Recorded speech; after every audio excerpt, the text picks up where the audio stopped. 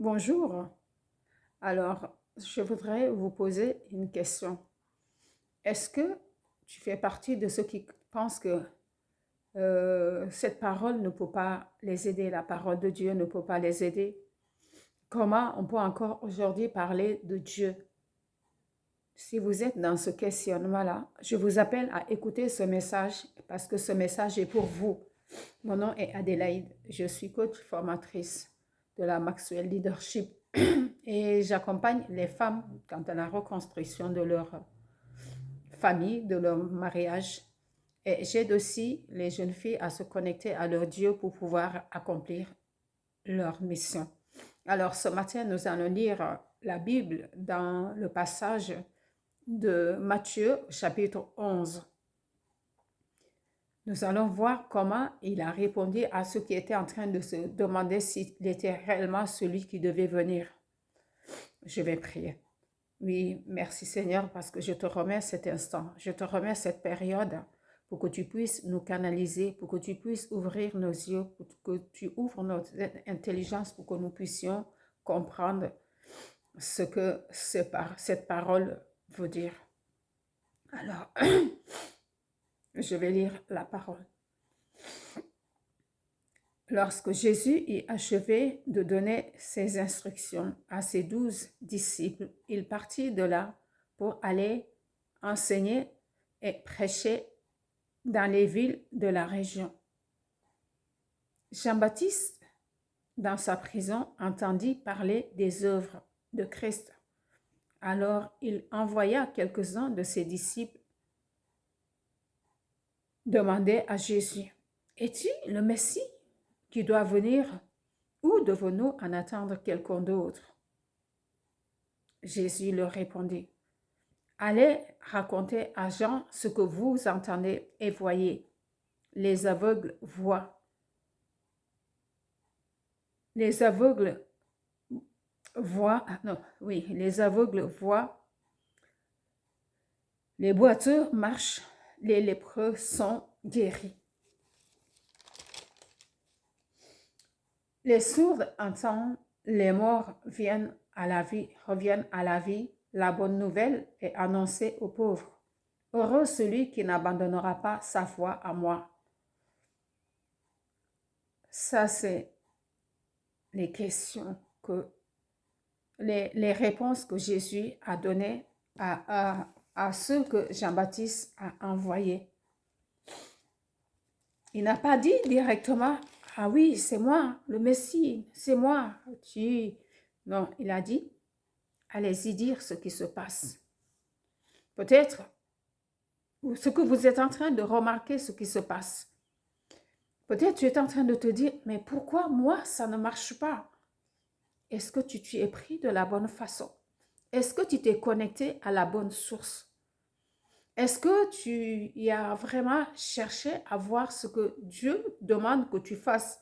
Parce que si tu veux faire dans un sens qui est contraire à ce que lui, il veut, alors tu risques de te heurter à lui et tu vas dire non, ça ne marche pas. La parole de Dieu, elle marche. Ce que Jésus a dit, ça se matérialise, ça se réalise dans la vie des personnes tous les jours. Et si tu es en train de te demander parce que tu es en train de lutter avec un projet et tous les jours tu es en train de tourner en rond parce que tu ne sais plus par où commencer, ce message est vraiment pour toi. Jean a entendu ce qui se passait dans la vie de Jésus, ce qu'il était en train de réaliser.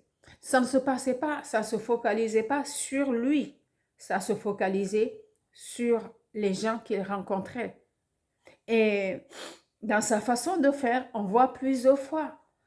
On entend Jésus eut compassion et il dit. Et si nous, dans notre vie, nous sommes focalisés sur ce qu'on est en train de faire parce que c'est notre succès à nous, c'est pas celui de l'autre, c'est le nôtre. On n'a pas envie de regarder ce qui se passe chez l'autre, on n'a pas envie d'aider, on n'a pas envie, de chercher à voir ce qui se passe, enfin, ce que les autres sont en train de vivre et de pouvoir les soutenir. Ou alors, on ne fait pas vraiment attention à cette parole parce qu'il faut réellement aller en profondeur. Si on se contente de lire et de dire, ah, ça ne marche pas, ça marchait avant avec Jésus, ça marche encore aujourd'hui. Ça marche encore. Et la même réponse que Jésus a donnée aux disciples de Jean pour répondre à Jean-Baptiste est la même aujourd'hui encore. Jésus est vivant et il est vivant à travers de ses disciples. Oui, c'est vrai, parce que c'est facile de dire oui, je suis chrétien, mais c'est gratuit d'être chrétien. Mais pour vraiment être un disciple, il faut vraiment un don total de soi. Et pour se donner, c'est difficile. Pour laisser vraiment son caractère, ce qui nous concerne à nous, notre ego, tout ce qui nous représente, c'est difficile pour entrer dans le caractère de notre personne. Or, c'est ce que Jésus nous demande, de mourir, de laisser mourir notre chair pour pouvoir le laisser lui. Et Jean, le jour qu'il l'a vu, il a dit, il faut que moi je diminue et que lui, il croisse à moi. Il faut que je diminue à moi là. C'est quoi? C'est mon caractère, ce qui me représente, ce que mes pensées, ce que moi je veux. Ça doit se mettre à côté pour que je vois ses désirs. Alors, ces désirs vont se refléter dans ce que nous faisons autour de nous, dans ce que nous sommes en train d'accomplir autour de nous, de ce que nous voyons tous les jours, ceux avec qui nous vivons, ceux que nous rencontrons. Bien sûr, on ne va pas forcer les gens, on n'est pas là pour aller dire « Non, il faut que tu fasses ça, c'est forcé. » Mais tu n'as pas besoin de forcer les gens. Fais ce que tu fais, même si c'est petit. Les petits commencements là, c'est des pépites, parce que là où tu commences là, c'est là qui va t'aider, c'est ce qui va t'aider. Continue ce que tu as fait là, c'est petit, ça a marché, mais tu penses que c'est petit. Non, ne le sous-estime pas. Considère ça et fais-le. Là où tu es, juste ta petite famille, tu n'as pas besoin du monde entier pour révéler cet amour autour de toi. Révèle cet amour autour de toi. Alors, il dit, est-il le Messie qui doit venir ou devons-nous en attendre un autre? Est-il le Messie qui doit venir ou devons-nous?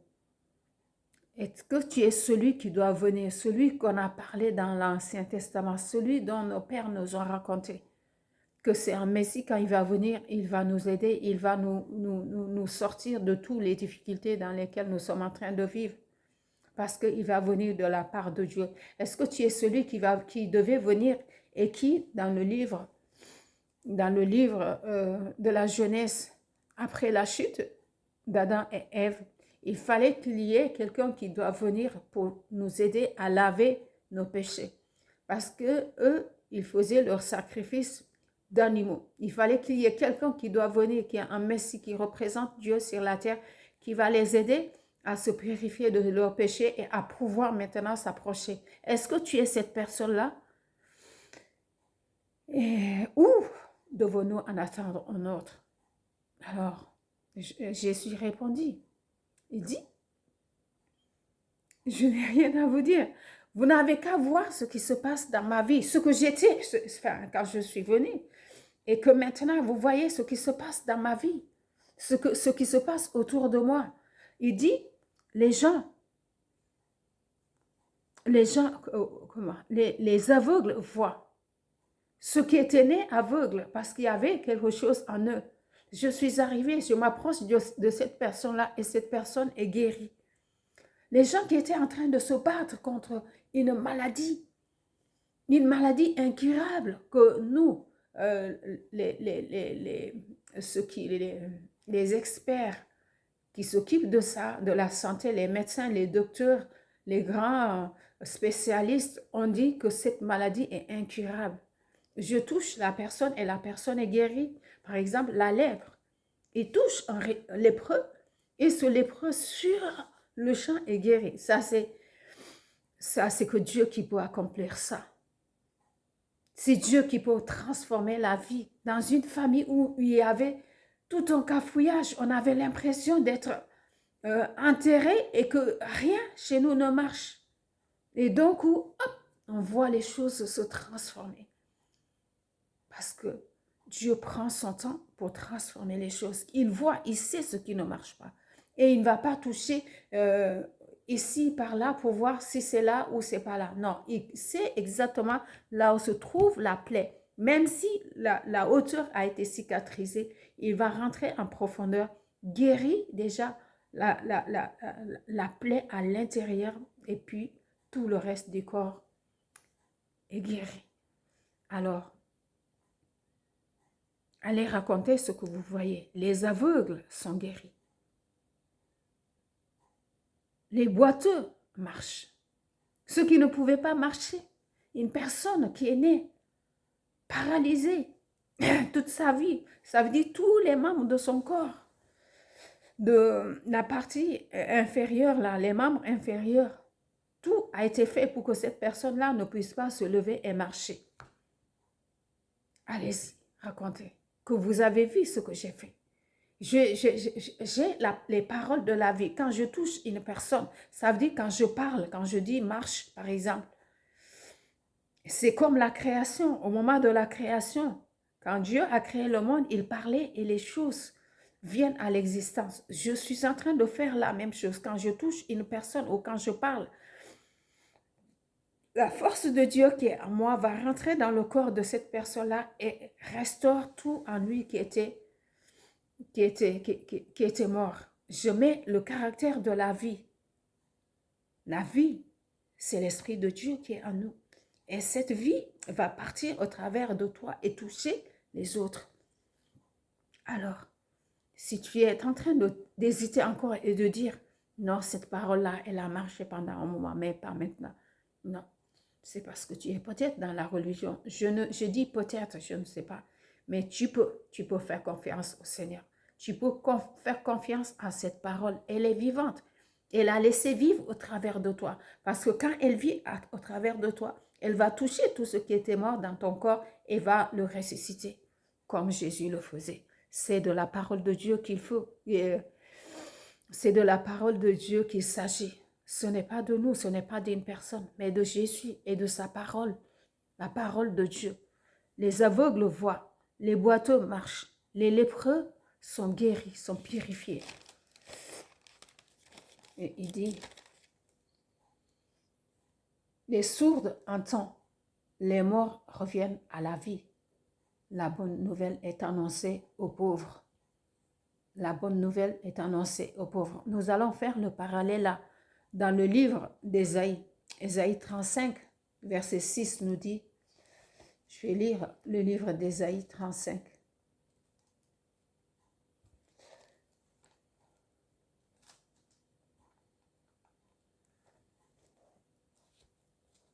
Ésaïe 35 nous dit,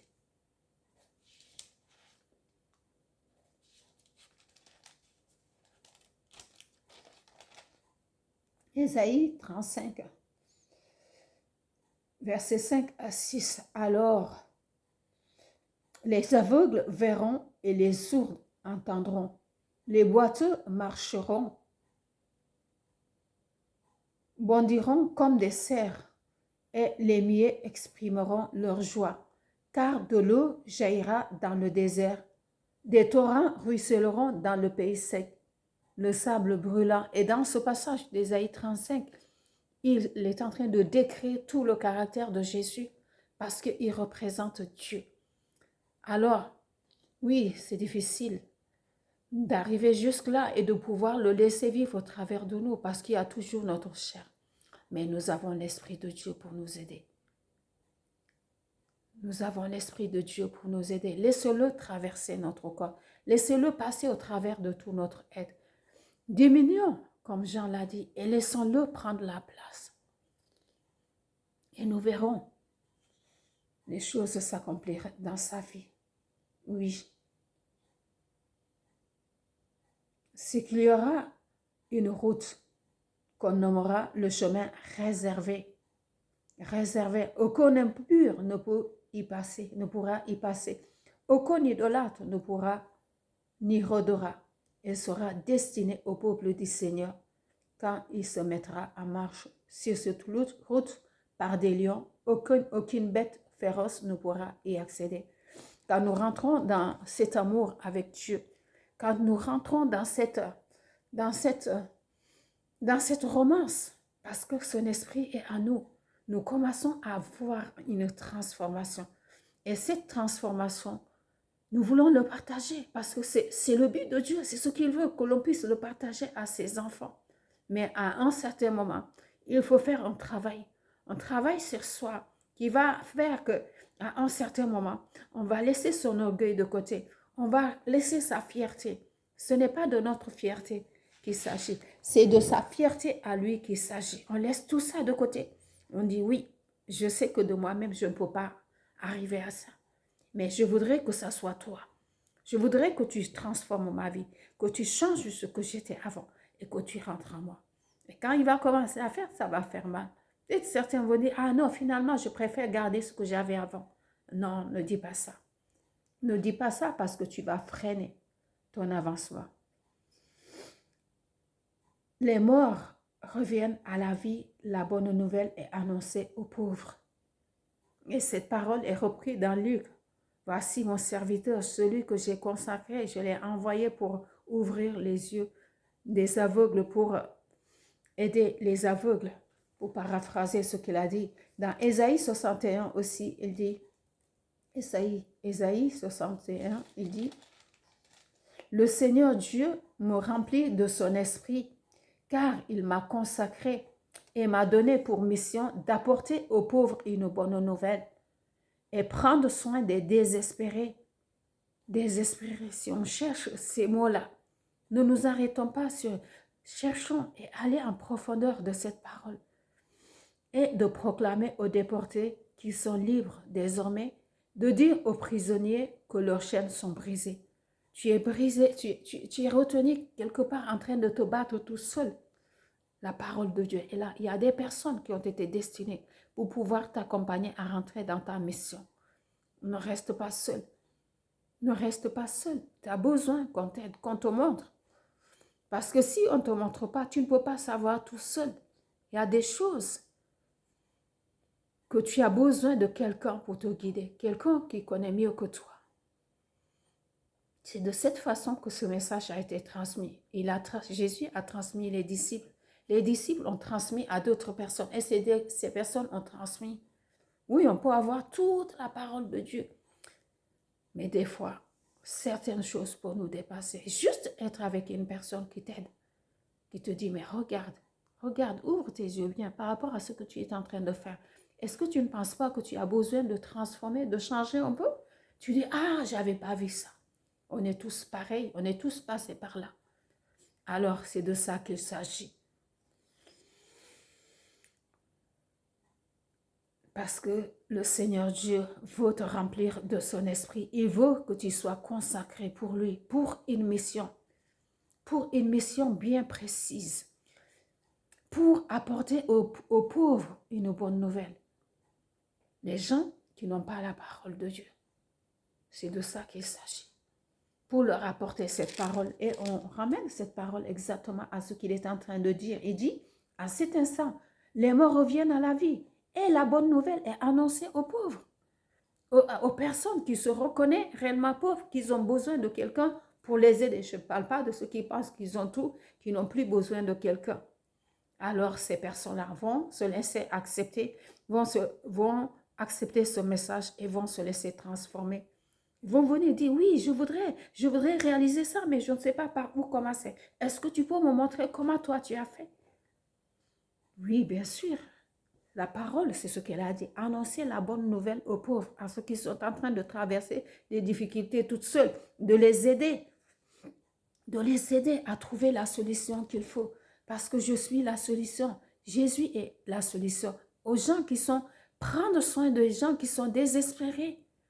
Ils sont en train de lutter sur une chose et à la fin, ils disent, non, je sais que ça, là, ça ne marche pas. Si ça marche, ça pourrait marcher. Alors, ils seront libres désormais et ils diront aux prisonniers que leurs chaînes sont tombées. Les chaînes les chaînes de l'esclavage, de quelque chose. Ça peut être de la pauvreté, de la pitié de soi, de la rancœur, de manque de pardon. Tout ça, ce sont des chaînes qui nous retiennent, qui nous empêchent de rentrer dans ce que Dieu veut que nous fassions. Mais si tu entends cette parole, et nous, il nous envoie, quand on veut réellement ce qu'on s'est dit, alors je te choisis pour que tu puisses aller annoncer, pour que tu puisses parler de ma part. Et il te donne sa sagesse, il te donne son intelligence. Il dit, oui, je sais que tu veux réaliser ça pour aider les gens. Il te donne. Et tu vas le faire. Et tu vas le faire. Il dit, heureux celui qui n'abandonnera pas sa foi à moi. Heureux celui qui va aller jusqu'au bout. Heureux celui qui aura tout le temps soif de moi, qui viendra, qui dit, oui, j'en ai besoin. Je sais que je connais, mais j'ai encore besoin. Dis, ben, j'ai préparé telle personne. Et tu écoutes aussi. Parce que si tu n'écoutes pas, même quand il te parle, tu ne vas pas comprendre qu'il te parle. Tu écoutes. Alors, si ce message te parle, je t'invite à te joindre à moi. Parce que je vais t'aider, je vais te montrer comment tu pourrais résoudre ce problème que tu es en train de vivre. Parce que aussi, moi aussi, j'étais longtemps dans cet état, jusqu'à ce que je rencontre une personne qui me dit, je suis là pour te montrer ce que tu dois faire. Tu dois faire ça, tu dois faire ça, tu dois faire ça. Et quand j'ai commencé à faire ce que la personne, et j'ai vu, parce que Jésus est passé par lui, juste ça. Et il t'aide. Alors, si vraiment tu as envie de progresser dans ce dans quoi tu es en train de te battre, je t'invite à me contacter et je pourrai t'aider aussi à rentrer dans cette mission, à appartenir à Jésus. Et toi aussi, à ton tour, tu pourras aller aider d'autres. Et c'est comme ça qu'il voulait. Une relation, pas une religion. Merci. Merci de m'avoir écouté, d'avoir pris le temps de m'écouter jusqu'au bout. Je demande, Seigneur, de bénir mon frère, de bénir ma soeur, de l'aider, d'ouvrir ses yeux, son intelligence, pour qu'il puisse comprendre cet appel, qu'il puisse comprendre ce message et qu'il puisse manifester